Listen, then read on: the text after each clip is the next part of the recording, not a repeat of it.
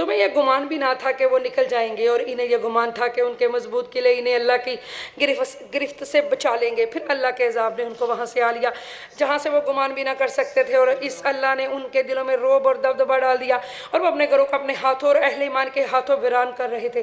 بس اے دیدہ بینا والو، اس سے عبرت حاصل کرو۔ وہ سمجھتے تھے ہمیں کوئی نکال ہی نہیں سکتا، تو اللہ نے کیسے نکالا ان کو؟ اور اگر اللہ نے ان کے حق میں جلا وطنی لکھ نہ دی ہوتی تو وہ انہیں دنیا میں اور سخت عذاب دیتا، اور ان کے لیے آخرت میں بھی دوزخ کا عذاب ہے۔ یہ تو اب تو یہ شکر کریں اللہ کا کہ ان کو کوئی سزا ہی نہیں ملی، ان کو تو یہ کہا کہ بس ملک چھوڑ کے چلے جاؤ، ورنہ تو اللہ فرماتا ہے ان کو ایسا عذاب دیتا کہ یہ ذلیل ہو جاتے۔ یہ اس وجہ سے ہوا کہ انہوں نے، اور یہ وجہ کیا تھی، مطلب کس وجہ سے اللہ تعالیٰ نے اتنا ناراض ہوئے اللہ تعالیٰ اور ان کو ان کے گھروں سے نکالا، اس کی ریزن سن لیں۔ یہ اس وجہ سے ہوا کہ انہوں نے اللہ اور اس کے رسول سے شدید عداوت کی۔ ان کا سرغنہ کعب بن اشرف بدنام ایک گستاخ رسول تھا، اور جو شخص اللہ اور رسول کی مخالفت کرتا ہے تو بے شک اللہ سخت عذاب دینے والا ہے۔ اے مومنو، یہود بنو نذیر کے محاصرے کے دوران جو کھجور کے درخت تم نے کاٹ ڈالے یا تم نے انہیں ان کے جڑوں پر کھڑا چھوڑ دیا تو یہ سب اللہ ہی کے حکم سے تھا، اس لیے کہ وہ نافرمانوں کو ذلیل اور رسوا کرے۔ یعنی کہ تم لوگ تو کہتے تھے درختوں کو کاٹنا نہیں ہے، تو تم درختوں کو بھی کاٹ رہے ہو، تو اللہ تعالیٰ نے پھر اس کا جواب دیا کہ یہ اللہ کے حکم سے یہ سارا کچھ۔ اور جو اموال فے یعنی مال غنیمت اللہ نے ان سے نکال کر اپنے رسول پر لوٹا دیے، دیکھیں نا، سرکار نے کہا بس ہتھیار چھوڑ دو، باقی جو لے جا سکتے ہو لے جاؤ۔ بڑی بڑی بلڈنگیں، بڑے بڑے گھر، سب کچھ چھوڑ گئے، لے جا ہی نہیں سکتے، کتنا لے جا سکتا ہے بندہ، جانوروں پہ کتنا سامان اٹھا لیتا ہے۔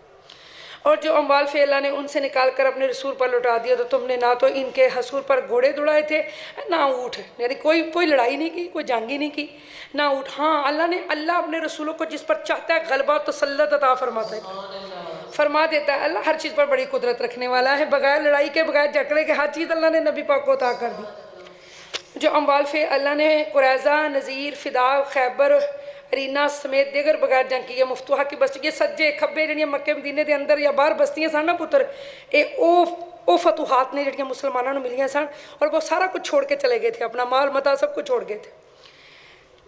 اللہ فرماتا ہے بستیوں والوں سے نکال کر اپنے رسول پر لٹائے ہیں، سبحان اللہ، وہ اللہ اور اس کے رسول کے لیے ہیں، سبحان اللہ، وہ سارا مال میرے نبی کا ہے اور رسول اللہ کے قرابت۔ آپ نے یہی تو معاملات بہت اچھے ہو گئے تھے تو اتنا مال آ رہا تھا، تو تبھی تو ازواج محترات نے کہا تھا کہ یا رسول اللہ ہمارا خرچہ بڑھائیں۔ یہ اسی موقع پہ تھا نا کہ جب اتنی فتوحات ہو چکی تھی، جہاد ہو چکا، اور یہ تب ہوا جب صلح حدیبیہ ہوا۔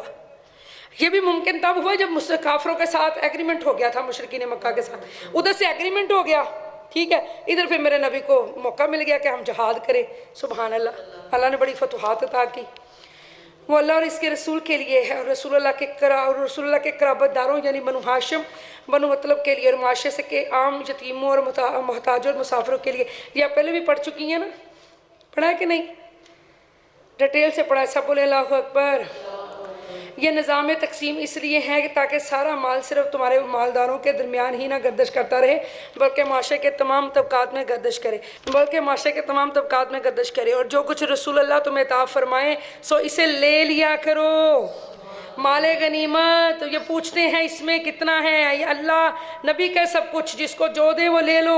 مال غنیمت سے مراد کیا ہے؟ جو لڑائی میں، جنگ میں کافر چھوڑ جائیں اسے مال غنیمت کہتے ہیں۔ ایک تو وراثت ہوتی ہے نا جو والدین کی ہوتی ہے، ایک وہ مال ہوتا ہے جو کافر چھوڑ جاتے ہیں لڑائی کے دوران۔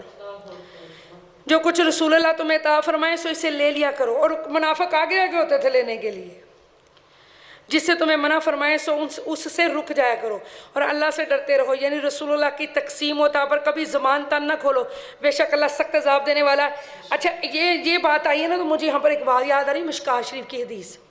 اللہ کے نبی صلی اللہ علیہ وسلم دعا فرما رہے تھے، اللہ مبارک شامنا، اللہ مبارک یمنا، اللہ مبارک۔ تو ایک یہاں نجد کے لوگ بیٹھے تھے، انہوں نے کہا یا رسول اللہ دعا کریں نجد کے لیے بھی، تو آپ نے کہا میں اس علاقے کے لیے دعا کیوں کروں جہاں سے گروہ اٹھے گا نا لڑائی جھگڑے والا۔ اب اللہ کے نبی صلی اللہ علیہ وسلم کے پاس بلال کچھ مال لے کے آئے تو سرکار نے نا بانٹنا شروع کر دیا، تو وہاں بیٹھے کچھ لوگ کہنے لگے یا رسول اللہ آپ نے صحیح انصاف نہیں کیا، آپ لوگ یہاں آیت میں پڑھ رہے ہیں کہ جو بندہ مطلب اس طرح سے کرے گا اللہ سخت عذاب دینے والا، یعنی انہوں نے جو بندہ سمجھا نا نبی بشری ہیں مطلب ہمارے جیسے، تو وہ سمجھتے کہ شاید نبی غلطی کر سکتے ہیں، نبی سے بھی غلطی ہو سکتی ہے۔ اب وہی ایسے ہی سوچنے والے داڑیاں، مسلمان، ظاہری لبادے، حافظ، عالم، بڑے بڑے سمجھدار لوگ، انہوں نے کہا یا رسول اللہ آپ نے انصاف نہیں کیا. بڑی حضرت ابوبکر صدیق رضی اللہ تعالیٰ عنہ تلوار نکالنے لگے نا کہ میں تلوار نکال کے اس کا سر قلم کر دوں. یہ بندہ یہ کہہ رہا ہے میرے نبی نے انصاف نہیں کیا. یہاں یہی بتایا جا رہا ہے نا اس صورت میں کہ جو محمد تمہیں دے اس کو لے لو. جو اللہ کے نبی کی تقسیم پر میرے نبی نے فرمایا روئے کائنات میں مجھ سے زیادہ انصاف کرنے والا کون ہے؟ کہ تم یہ کہہ رہے ہو کہ نبی نے انصاف نہیں کیا، تو تم نے اعتراض بھی کیسے کر لیا، تم نے سوچ بھی کیسے لیا؟ میری بیٹیوں دیکھیں نا ایک سوچ کیسے اٹھی ان کے ذہن میں کہ میرے نبی کے بارے میں سوچ رہے ہیں کیا کہا جی آپ نے انصاف نہیں کیا. جب وہ لوگ اٹھ کے چلے گئے نا تو ان کو دیکھ کے میرے نبی نے فرمایا تھا ان کی نسل سے ایسے لوگ آئیں گے قیامت تک آتے رہیں گے جو لوگ بہت میٹھا قرآن پڑھیں گے، بہت اچھا قرآن پڑھیں گے، مگر قرآن ان کے حلق سے نیچے نہیں اترے گا، یہاں رہے گا. قرآن پڑھیں گے، بہت پڑھیں گے قرآن ہی، بس قرآن کی ہی بات کریں گے، قرآن کے علاوہ کوئی بات نہیں کریں گے، لیکن قرآن ان کے حلق سے نیچے نہیں اترے گا. اور وہ لوگ اتنے پکے نمازی ہوں گے کہ تمہیں اپنی نماز ان سے ہیچ لگے گی. وہ پکے نمازی ہوں گے، ان جیسی نمازی بھی کوئی نہیں ہوں گے. مطلب حلیے میں، دیکھنے میں، چلنے میں، پھرنے میں وہ مومن لگیں گے، مومنوں سے بھی اچھے، لیکن وہ میرے دین سے یوں نکل جائیں گے جیسے تیر کمان سے نکل جاتا ہے.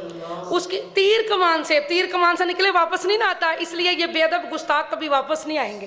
بس اپنے عقیدے مضبوط کرنا، گستاخوں کو واپس لانے کی کوئی ضرورت نہیں ہے، نہ انہوں نے آنا ہی ہے. بس آپ یہ دعا کریں یا اللہ کہیں ہم گستاخوں کے ہتھے نہ جڑ جائیں، بس ہماری مدد فرما. یعنی اللہ نے فرمایا کہ میرے نبی نے فرمایا کہ وہ لوگ میرے دین سے نکل جائیں گے، وہ قرآن ہی پڑھیں گے، قرآن سے باہر کی بات نہیں کریں گے، مگر جو بندہ میرے نبی کی بے ادبی کرے، گستاخی کرے اور یہ سمجھے اور اس طرح کی تبلیغ اور اس طرح کی بات کرے، ہر چیز برداشت ہے، نبی کی بے ادبی نہیں برداشت، ہر چیز نہ برداشت، یہ چیز نہیں ہم برداشت کر سکتے. ابوبکر صدیق نے تلوار نکالی، اس لیے یہ قرآن کلاسیں ضروری ہیں. ہم اہل سنت والجماعت کو یہ قرآن کلاسوں کی ضرورت ہے. ہم لوگ جب تک یہ قرآن کلاسیں نہیں سجائیں گے ہمارے عقیدے کیسے مضبوط ہوں گے؟ ہمارے ایمان کو سن لگ چکی ہے، ہماری بچیوں کو پتہ ہی کچھ نہیں ہے. وہ کہتے ہیں نہیں بڑی اچھی باتیں کرتے ہیں، بڑی دین کی باتیں کرتے ہیں، بڑی پیاری باتیں کرتے ہیں. کچھ لوگ بڑا کہتے ہیں. ہم مسلمان ہیں، بے شک ہم ساری باتیں صحیح کہتے ہیں، ہم نہیں اختلاف کرتے، لیکن جو لوگ نبی پاک صلی اللہ علیہ وآلہ وسلم کی بے ادبی کریں وہ برداشت نہیں ہے. اگر کوئی یہ کہہ دے کہ حضور نے بے انصافی کی ہے تو یہ بہت بڑی بات نہیں ہے. اور وہ گروہ تھا جو گستاخ تھا، بے ادب تھا. حضور کے زمانے میں، نبی پاک کی زندگی میں، آپ کی موجودگی میں وہ لوگ بے ادبی کر رہے ہیں. جرأت دیکھیں ان لوگوں کی. تو ان کی وہ نسلیں، ان کے ٹولے پوری دنیا میں موجود ہیں. وہ بدبخت، وہ خارجی آج بھی موجود ہے. تو اللہ تعالیٰ ہمارے ملک کو ان خارجیوں سے بچائے. اللہ تعالیٰ ہمیں ان جماعتوں میں بٹھائے جو امن والی ہیں، جو پیار والی ہیں، جو محبت کا درس دیتی ہیں، کافر کے فتوے نہیں دیتی، جو ایک دوسرے کو دوسرے سے دور نہیں کرتی، محبت سے ایک دوسرے کو، کیونکہ نبی کا نام ہی محبت کی علامت ہے.